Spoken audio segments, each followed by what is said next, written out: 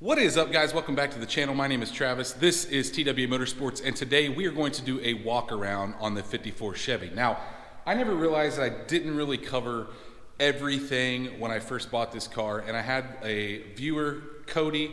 This is for you, Cody. He wanted to go over what was done to this thing, and so we got on the lift. I'm going to show you guys what it looks like underneath, what it looks like under the hood, some of the stuff that's done to it, and we'll talk about it. So anyway, let's get started with where did I get it? So I bought this thing. Originally, I just love the look of old cars. And as you can see, my truck, there's four of us. So I wanted something that we could drive to like cruise-ins and stuff like that. And I didn't want to babysit it. So the 55 that you see on the other side will be one of those mirror finish cars that you have to babysit, and you probably won't drive it as much because of that. And obviously it's a long way from being finished. I've got a 15-year-old son now and a 3-year-old, and I wanted us to kind of spend time as a family together in a car that held us all. Now the truck is cool and all, but we can only take 3 in it. And so that is why I found this. So I found it in Iowa, and the guy built it from the ground up, and anyway, he just did everything that I would have done, to be quite honest with you. It's got it's a 1954, and a lot of people think it's a 53 because it isn't a Belaire. This is a 210, and the Belaire trim would have had a Belaire badge right here in the back. The main way that I can tell a 54 from a 53, which is what people think it is the grill. On a 54, the grill here wraps around along the side and your driving lights are here. On a 53, it wraps around like this and you have a light here. And honestly, I think this is a better looking car. For the most part, I think the body is pretty much the same between like a 53 and a 54, but that's the main way I tell them apart. And then the tail lights are a little bit different on this. So try to walk around all my junk in here. These are 54 taillights, which are a little bit different than the 53, but you can put 54 taillights in a 53, so kind of trick some people. Anyway, so he bought this car out of a junkyard. He literally saved it, and I've tried to upload pictures, but for some reason, because I copied them off of his Facebook page, it won't let me upload them. Anyway, he drug this thing out of a salvage yard and started from scratch. This was literally left for dead in the salvage yard. And so he drug it out, and his plan was to keep the patina, and I absolutely love the patina. You don't know how many people asked me on the drive home. I went by myself, I put it on the trailer, and on the drive home, how many older people especially were like, man, that's going to look good once you get it painted, having no idea that this is literally the way it's going to stay. I have no plans to paint it whatsoever. The patina is just absolutely perfect, and I wouldn't change one thing about it. Like I said, you don't have to babysit this thing when you go to a cruise or a car show or anything like that. Now, as far as the outside, the only things that are different on the outside with the obvious wheels, but we'll get to that.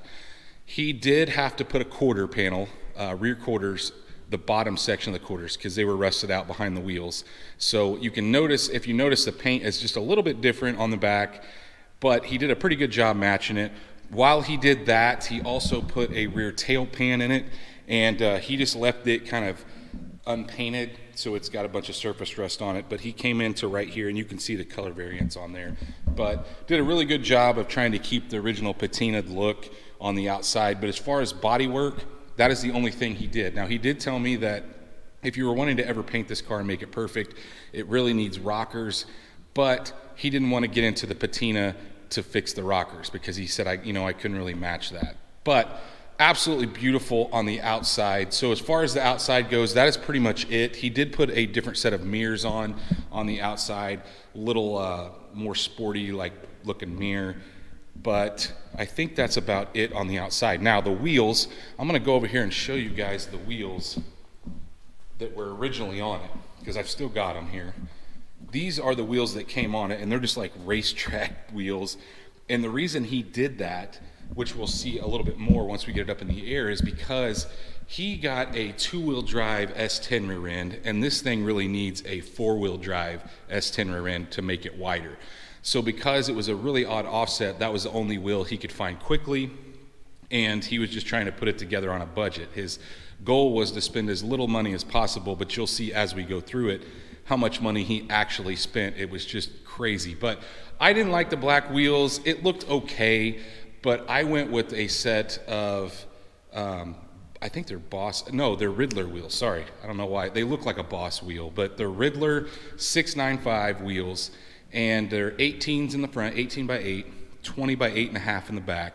And I went back and forth on all kinds of wheels. I really like the look of these torque thrusts, and I actually put one of these torque thrusts on it to see if I'd like it, and I did like it. But because this truck has torque thrust and this one has torque thrust, I really didn't want to put the exact same wheel on 3 cars, even though eventually I may end up putting them on this. I just wanted something a little bit different, and I thought the gray kind of played with the patina. So anyway, that's what we've got as far as wheels go. Now, tire size, I don't even remember what size tire. Oh, we have a 225 45 18 in the front. And I'm going to be real honest with you guys, I cheated because a guy came into my work that had these exact same wheels, and I got his tire sizes and kind of duplicated it. And then in the back, of course, it's probably up under the fender. Maybe it's not on the other side here. Let's look. It is a 265 35 20.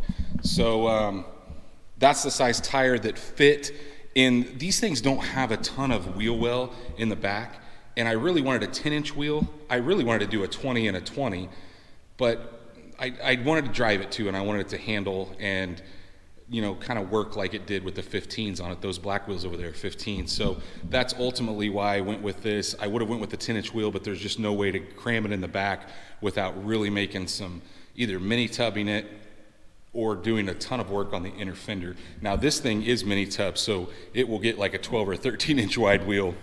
But on to, since we got all the outside covered, let's go to the inside, because for the most part, the interior is, he just replaced the seat, had it recovered, and it's really dirty right now, but he did new door panels, obviously recovered the seat. Now, I don't really know why the green, because the car's blue, why he did green, I'm not really sure there, but either way, that's what he did. On the inside here, though, he made a console kind of to house not only cup holders, but kind of give you an additional place to store stuff, and then AC vents. So as you'll see under the hood in a minute, it does have AC on it. Inside here, though, he left everything like the dash is original. It's got, I'm assuming that at some point in this thing's life, the gas gauge broke, and so their way of fixing it was just put a case fuel gauge on just screwed it to the dash, and he left that. Stuff like that's really cool to me, because if this thing could tell a story, it'd tell you, like, I don't know, they were just driving, they got sick of not knowing how much gas was in it, so that's what they had laying around in their barn or something. That's stuff like that. That's why I left it. It's just kind of a cool little addition, how people would have fixed stuff back in the day.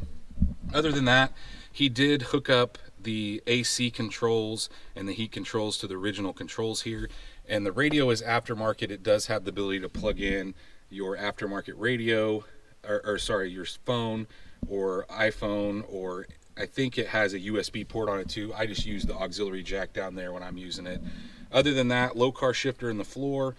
I probably, if I were building this car, would have done this a little different. I probably wouldn't have put a shifter in the floor. I probably would have put it on the column, because he did replace the column with a newer style column, and it does have cruise control, which is hooked up right here just like the factory would do it on newer cars. Obviously they didn't really have that back in the day.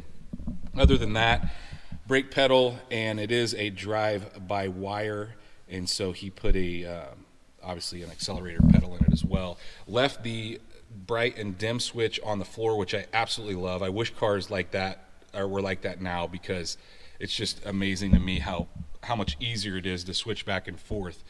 Other than that, on the inside, all the original glasses here, you can see it's marred up and scratched and has its spots in it, but glass, I think one of these days I'll probably put a windshield in it, just because there's some glare on it when you're going down the road.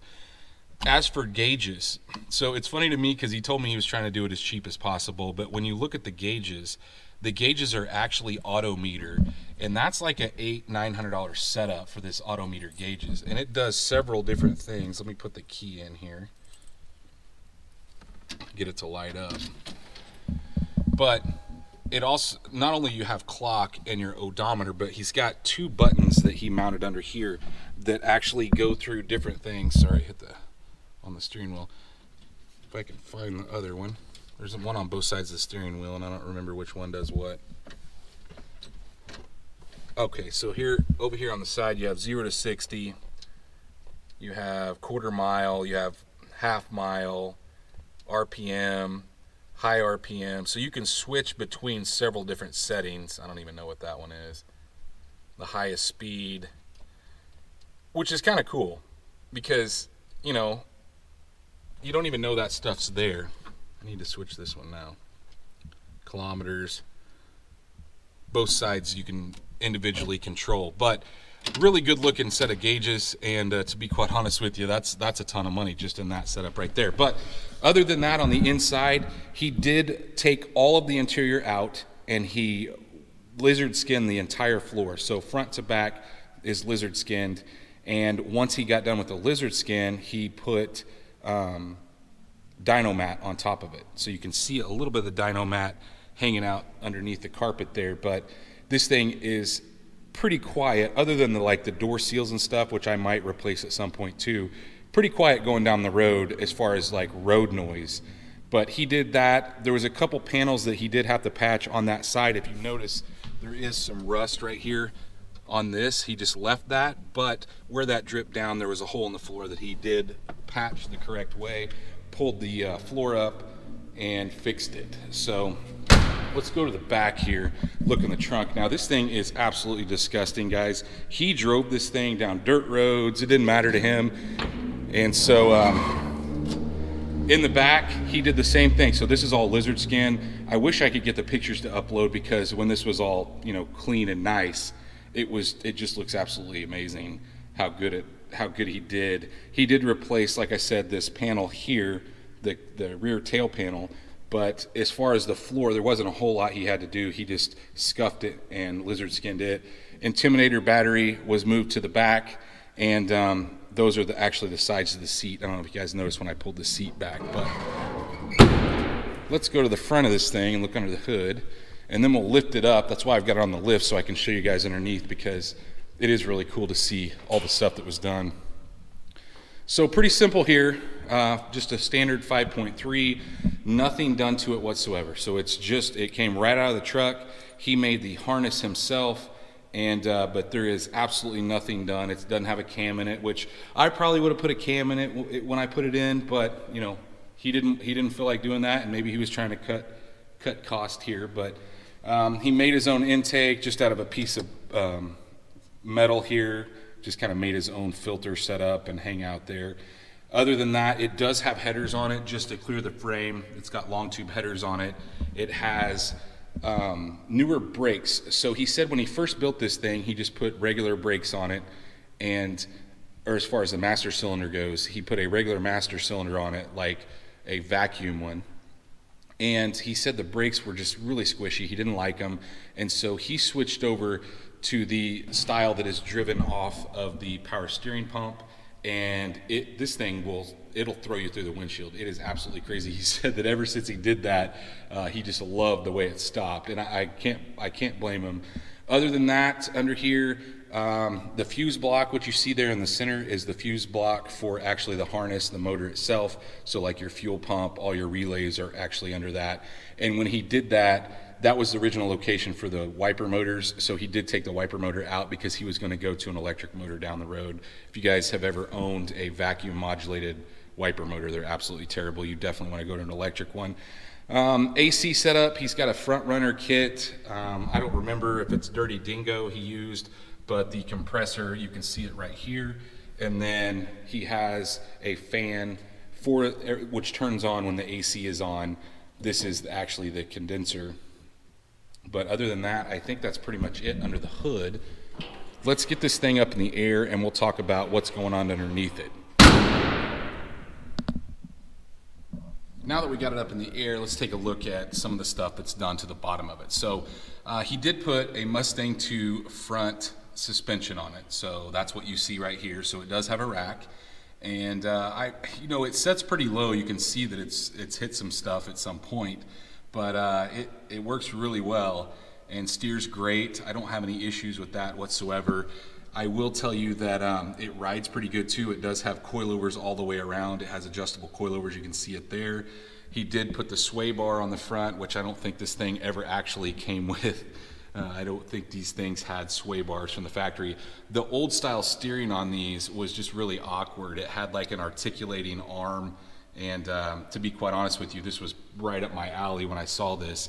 As far as brakes go, you can see here he does have Willwood brakes on it, so stops, like I said, really well. But let's look under here. You can see that I've got a little bit of a leak, seems, from the oil pan, which is nice.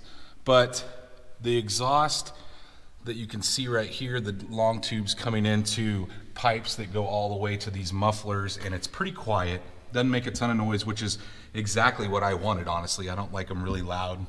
Other than that, you can see the cross member that he made that holds the transmission. So he made this all from scratch. It bolts here, so you can unbolt it if you have to remove it. So you can see that it bolts right here, goes back from frame to frame, and then he tied it in up front here, which also bolts on. So it just gives it a little extra rigidity for, you know, these old cars. The frames are pretty tough, but, you know, they could use some strengthening. As far as the fuel lines, you can see them run all the way down and then the bottom of this thing is completely lizard skinned. Now it's really dirty, but you can see how crazy good. He took this thing, he had it on a 2-post lift, stripped all of the bottom down, and did lizard skin from front to back before he started putting it together. So it's very deceiving to people, have no idea how much this thing has done to it. It's absolutely crazy. And then as far as the rockers, you can see what I'm talking about. It does need rockers. That's something I'm never gonna replace. To me, like, I'm kinda like him, I'm just gonna drive it. And then in the back, it has a triangulated 4-bar. So you can see the bottom bars here, and then coilovers here, and then the top bar ties onto the top of the rear end here. But I think, I don't even know what coilovers they are. Looks like QA1s. That's what it looks like. Yep, it's a QA1. And they're adjustable as well. I've never even messed with it. Honestly, the thing rides amazing. Looks like it's got Speedway brakes in the back, Willwoods in the front, and Speedways in the back. And then you can see right above here, you see that mount? That's an airbag mount, because he was planning on pulling a travel trailer with this thing. And so he did put airbag mounts in it. Be pretty easy probably at some point to put airbags on it if I wanted to, especially in the back since that's already done. And then he sumped, it looks like it's got a sump tank in it. There's the fuel filter, or sorry, the fuel pump right there, the fuel filter. And that's just the pretty common, when you do an LS swap, the Corvette filter that makes life a little easier as far as pressures go. You don't have to have an additional pressure tank. But other than that, that is about it, I think. I can't think of anything else that's done to it. Oh, it does have LED headlights and LED taillights. He said, and one of the things that kind of annoys me on these cars is LED headlights, while they're great at night, they just don't fit the car, in my opinion. I like that yellowish look like my truck has here when you turn them on, because, I don't know, just to me, these old cars, when they're going down the road and they have these like halo rings or stuff like that, it just doesn't fit the car to me, or the era of car. Now, on like newer stuff, you know, I understand that, but on older stuff, I don't know, it just looks weird to me. Anyway, guys, I've got some sweeping to do and some cleaning up. And no, I did not sell the green truck. I'm sure that somebody's gonna ask. The green truck is actually outside. I've been doing some work today in here. The green truck's outside, the white Corvette's outside, the S10's outside. So, didn't want you guys to think that I sold that stuff. As a matter of fact, we'll finish this video. I'm gonna pull them back in. We'll finish this video up.